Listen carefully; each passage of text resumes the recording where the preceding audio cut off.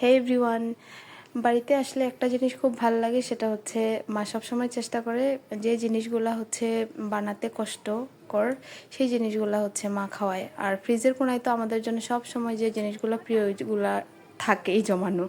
So আজকে বানিয়েছিল কাঁকরোলের পোড়, আর সেজন্য সরিষা বেটে নিয়েছিল। কাঁকরোলটাকে হাফ করে কেটে সিদ্ধ করে ওই মাংসাল যে অংশটা থাকে ভেতরের এইটাকে ব্লেন্ড করে নিয়েছিল। এবার হচ্ছে কড়াইয়ে পেঁয়াজ মরিচ দিয়ে হচ্ছে ভেজে দিয়ে দিল সরিষা বাটাটা।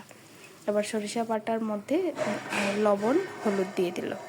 লবণ হলুদ দেওয়ার পরে দিয়ে দিল হচ্ছে যে অংশটা ব্লেন্ড করে রেখেছিল কাঁকরোলের যে ভেতরের পোড়টা সেটা।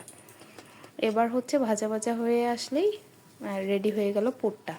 এবার এই পোড়টা মানে দিয়ে কাঁকরোলটাকে হচ্ছে কাঁকরোলের ভেতরে দিয়ে দিবে।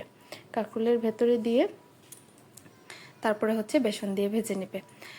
এই জিনিসটা হচ্ছে সরিষা ছাড়াও অন্য অনেক কিছু দিয়ে ট্রাই করা যায়। আমার নেক্সট ইচ্ছা হচ্ছে চিংড়ি দিয়ে আর শুটকি দিয়ে ট্রাই করার। ওই যখন আমি ট্রাই করব ওই রেসিপিগুলোও আপনাদের সাথে শেয়ার করব, আশা করি ভালো লাগবে।